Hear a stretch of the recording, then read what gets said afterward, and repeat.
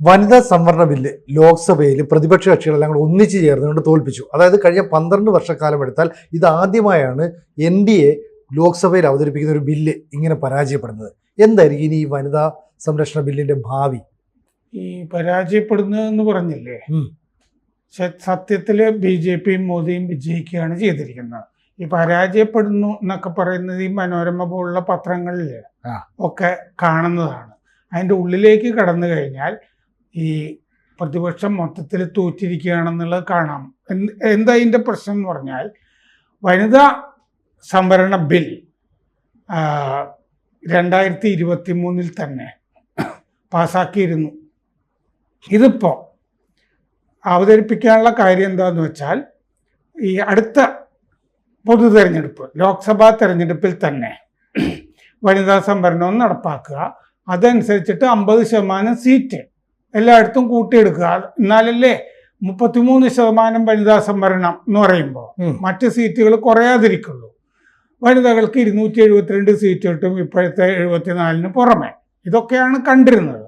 കേരളത്തിനാണെങ്കിൽ 30 seat 20 seat 30 ആവും, 50% എന്ന് പറഞ്ഞ് കൂട്ടുന്നത്. അപ്പോൾ അതും കൂടിയൊക്കെ ഇതിൻ്റെ അകത്ത് കൂട്ടിച്ചേർക്കാൻ വേണ്ടിയിട്ടുള്ള ഭേദഗതിയാണ് ഇപ്പം ചെയ്തത്. വനിതാ സംവരണ ബിൽ പാസ്സായി, 2023 പാസ്സായി. അത് ദ്രൗപദി മുർമു അന്ന് ഒപ്പിട്ട് നിയമവുമായിരുന്നു. ഇപ്പോൾ ഇത് കഴിഞ്ഞ ദിവസം മറ്റേ പാർലമെൻറ്റിൽ ലോക്സഭയിൽ അവതരിപ്പിക്കുമ്പോൾ അത് നോട്ടിഫൈ ചെയ്തു. ആ 2023 പാസ്സാക്കിയ നിയമം. അന്ന് ആ നിയമത്തിൽ പറഞ്ഞിരുന്നു ഇത് കേന്ദ്രം തീയതി തീരുമാനിച്ച് നോട്ടിഫൈ ചെയ്യുന്ന അന്ന് മുതൽ നിലവിൽ വരും എന്ന്. അപ്പോൾ വനിതാ സംവരണം പാസ്സാക്കിയത് നിലവിൽ വന്നു കഴിഞ്ഞു. വനിതാ സംവരണം ഇന്ത്യയിൽ നടപ്പിൽ വന്നു കഴിഞ്ഞു.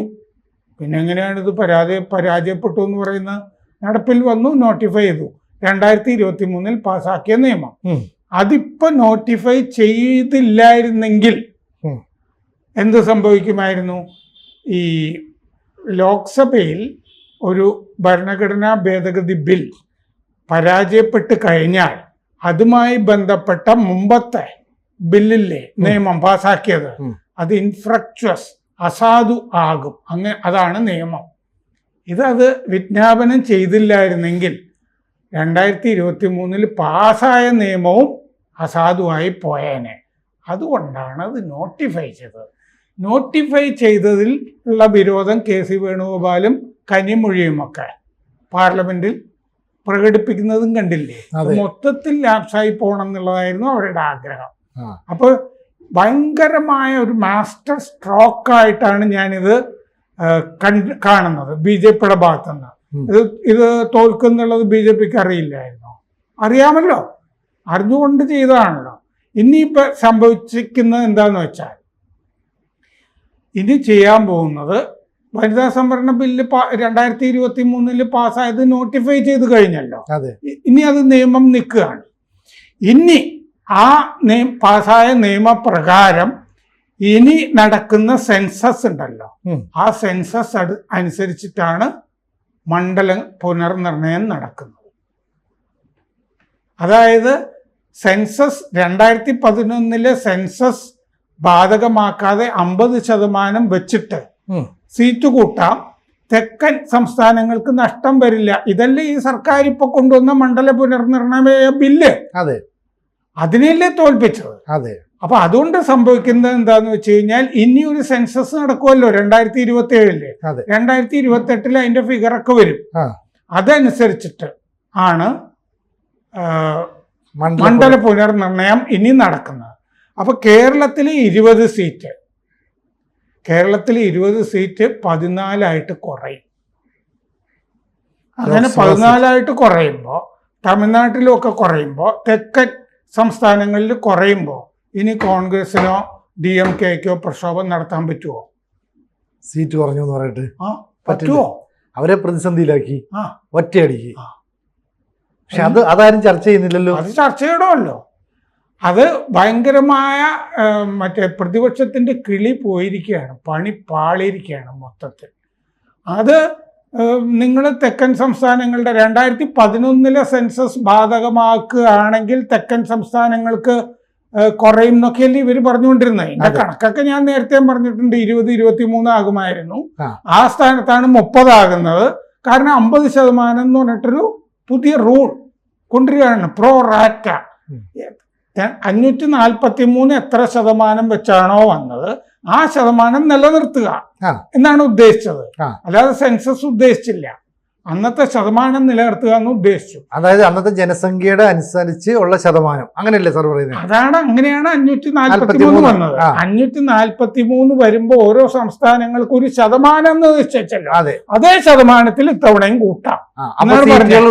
ജനസംഖ്യ ഈ പുതിയ 2011 ജനസംഖ്യ അനുസരിച്ചല്ല അത് വന്നത്, 1971 ജനസംഖ്യ സെൻസസ് അനുസരിച്ചിട്ടാണ് 543 എന്ന് തീരുമാനിച്ചത്. ഇനി ഞാൻ ഇതിന്റെ ഈ ശതമാനമൊക്കെ പറയാം, അപ്പോൾ വ്യക്തമാവും.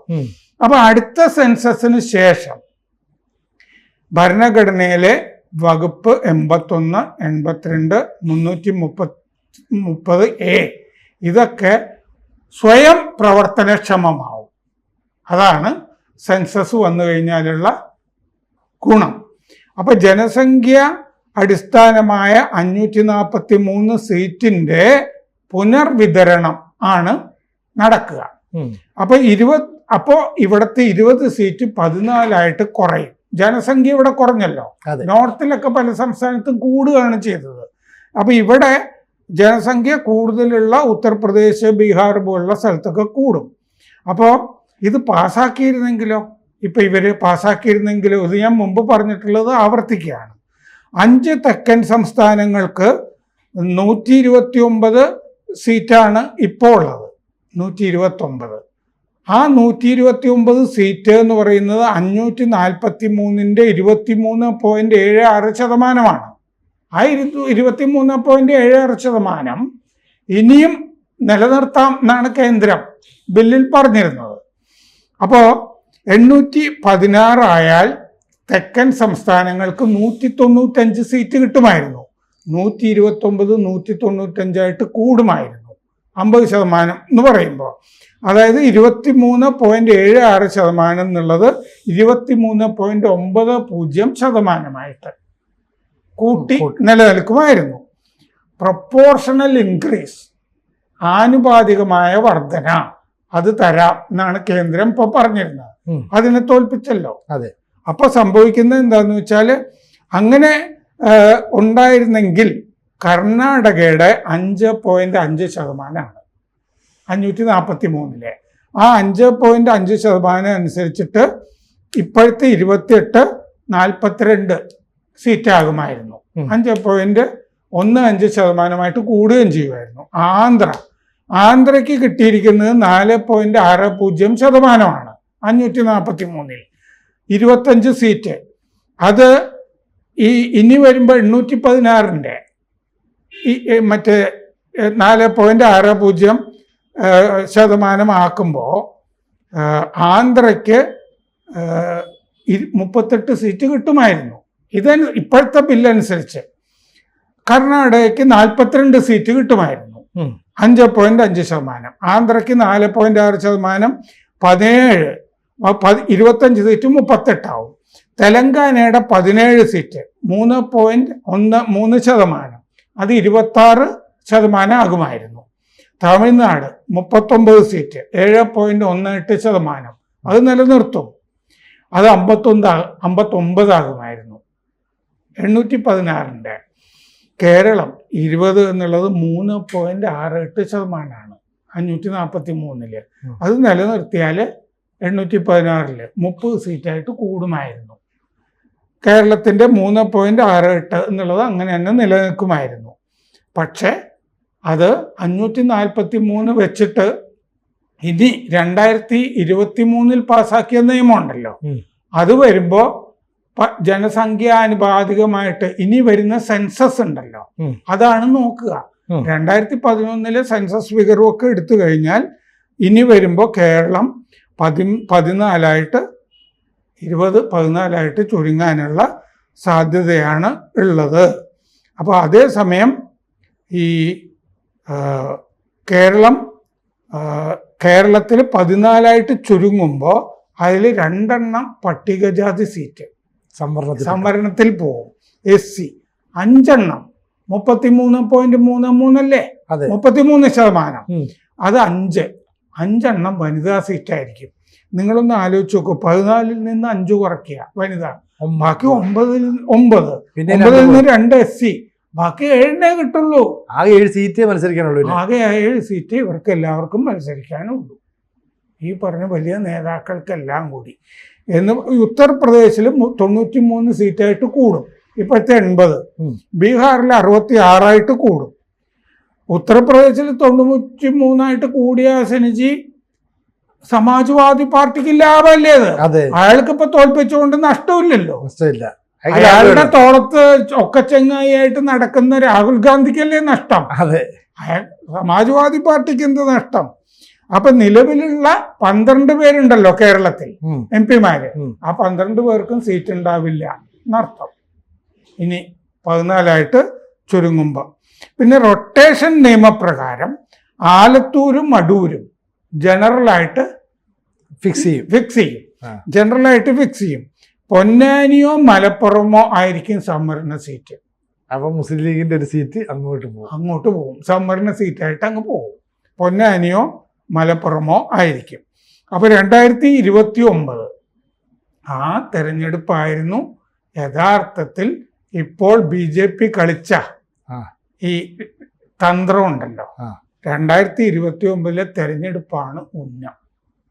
അതാണ് ഈ പൊട്ടന്മാർക്ക് മനസ്സിലാകാതെ പോയത്. ഇപ്പോഴും നമ്മുടെ സാധാരണ ജനങ്ങൾക്ക് മനസ്സിലാകുന്ന രീതിയിൽ മാധ്യമങ്ങൾ പോലും ഈ വാർത്തകൾ കൊടുക്കുന്നത്. ഇപ്പോഴും പ്രതിപക്ഷം എന്തോ വലിയ വിജയം നേടി, രാഹുൽ ഗാന്ധി വിജയം നേടി എന്നൊക്കെയാണ് എന്റെ പഴയ പത്രമായ മനോരമയും പോടത്തരം എഴുതി വെച്ചിരിക്കുന്നത്. അപ്പൊ എല്ലാ പത്രങ്ങളും ചാനലുകളും എല്ലാം ഈ വാർത്ത, ഇത് ശരിക്കും മനസ്സിലാകാത്തതുകൊണ്ടാണോ മറച്ചു വെക്കുന്നതാണോ?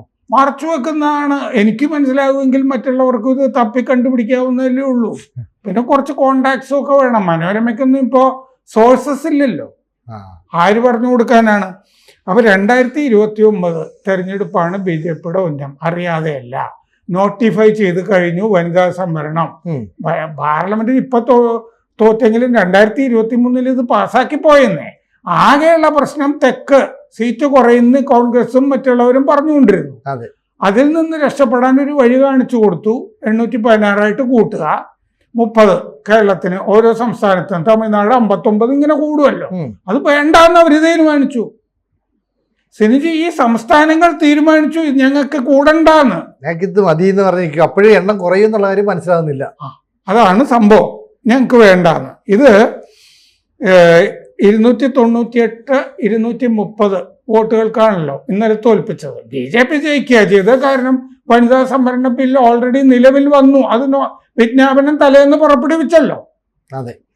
വനിതാ സംവരണ ബില്ല് ഇപ്പോൾ ഉണ്ട് 2023. അതിൻ്റെ അകത്ത് മണ്ഡല പുനർനിർണയം 50% കൂട്ടാനുള്ള ഭേദഗതിയാണ് ഇപ്പോൾ കൊണ്ടുവന്നിരുന്നത്. ഇത് വേണ്ട ഇന്ന് തെക്കൻ സംസ്ഥാനങ്ങളും കോൺഗ്രസും കൂടി പറഞ്ഞിട്ട് ഞങ്ങൾക്ക് കുറച്ച് മതി, ഞങ്ങൾക്ക് കുറഞ്ഞോട്ടെ, കുഴപ്പമില്ല എന്നുള്ള മട്ടിലാണ് അവർ നിന്നത്. 2010 മൻമോഹൻ സിംഗിന്റെ സർക്കാർ വനിതാ സംവരണ ബില്ല് കൊണ്ടുവന്നിരുന്നു. അന്ന് മുലായം സിംഗും ലാലു പ്രസാദ് യാദവും കൂടിയാണ് അതിനെ പരാജയപ്പെടുത്തിയത്. എന്ന് പറഞ്ഞാൽ വനിതകൾക്ക് സീറ്റ് വേണ്ടെന്ന്, ആണുങ്ങൾക്ക് മതി എന്നുള്ള നിക്ഷിപ്ത താല്പര്യമായിരുന്നു അന്ന്. 2023 ഈ നിയമം പാസ്സാക്കിയപ്പോൾ കോൺഗ്രസ് അതിനെ പിന്തുണച്ചിരുന്നു. 2023 മോദി സർക്കാർ ഈ വനിതാ സംവരണ ബില്ല് കൊണ്ടുവന്നപ്പോൾ കോൺഗ്രസും കൂടി പിന്തുണച്ചിട്ടാണ് പാസ്സാക്കിയത്. പിന്നെ എന്തുകൊണ്ട് ഇപ്പൊ പിന്തുണച്ചില്ല? അന്ന് പിന്തുണച്ചതാണല്ലോ. അപ്പൊ ഇരട്ടത്താപ്പാണ്. പ്രിയങ്ക പ്രസംഗിച്ചപ്പോഴേ പ്രിയങ്കയ്ക്ക് ബോധമുണ്ട്. രാഹുൽ ഗാന്ധിയേക്കാൾ ബുദ്ധിയും വിവരവും ഉണ്ടെന്ന് നമുക്ക് പലപ്പോഴും തോന്നാറില്ലേ? പ്രിയങ്ക ഗാന്ധി പ്രസംഗിച്ചപ്പോ ഒരു വാചകത്തിൽ പറഞ്ഞു, മറ്റേ പാർലമെന്റില്, ചാണക്യൻ ഇന്ന് ജീവിച്ചിരുന്നെങ്കിൽ അങ്ങയുടെ ഈ സൂത്രം കണ്ട് കൗശലം കണ്ട് ഞെട്ടിയേനെ എന്ന് മോദിയുടെ മുഖത്ത് നോക്കി പ്രിയങ്ക പറഞ്ഞു. പ്രിയങ്കയ്ക്ക് കാര്യം മനസ്സിലായി. ഈ വാചകമൊക്കെ ഈ മുഖ്യധാര മനോരമയൊക്കെ റിപ്പോർട്ട് ചെയ്തിട്ടുണ്ടോയെന്ന് എനിക്ക് അറിഞ്ഞുകൂടാ. കാരണം ഈ എഴുതി വെക്കുന്നത് മുഴുവൻ പോഴത്തമാണെന്ന് അറിയാവുന്നതുകൊണ്ട് ഞാൻ അതിൻ്റെ ഉള്ളിൽ വായിക്കാൻ പോവാറില്ല. എന്തെഴുതിയാലും വൃത്തികേടായിരിക്കുമല്ലോ. ഇത് മുഴുവൻ അത്ര എന്ന് പറഞ്ഞു ഒരു മലയാളത്തിലൊരു പ്രയോഗമില്ല. അതെ, അതാണ് മനോരമ കൂടുതലും ഉപയോഗിച്ച് കണ്ടത്. അങ്ങനെ ആകുമത്ര, എങ്ങനെ ആകുമത്ര എന്നൊക്കെ. ഇങ്ങനെയാണ് ആകുന്നത്. അപ്പോൾ നോട്ടിഫൈ ചെയ്ത് കഴിഞ്ഞു. മറ്റേ വനിതാ സംവരണം നിയമം ആയിക്കഴിഞ്ഞു, അത് നിലവിൽ വന്നു കഴിഞ്ഞു. അതിൽ ഇനി ചെയ്യാൻ പോകുന്നത് ഇവർ തീരുമാനിച്ചല്ലോ, കോൺഗ്രസ്, ഇനി ഇത് ജനസംഖ്യ ആനുപാതികമായിട്ട് മതി, 50% വേണ്ട. അതുകൊണ്ട് 2027 നടക്കുന്ന സെൻസസ് അനുസരിച്ച് ഉള്ള ഫിഗറാണ് ഇനി ഇതിൻ്റെ അകത്ത് വരാൻ പോകുന്നത്. അപ്പോൾ കേരളത്തിന് ഇന്നത്തെ 20-14 കുറയും. കൂടുതൽ വാർത്തകളും വിശേഷങ്ങളും നിങ്ങളിലേക്ക് എത്താൻ ABC മലയാളം സബ്സ്ക്രൈബ് ചെയ്യുക, ബെൽ ബട്ടണും അമർത്തുക.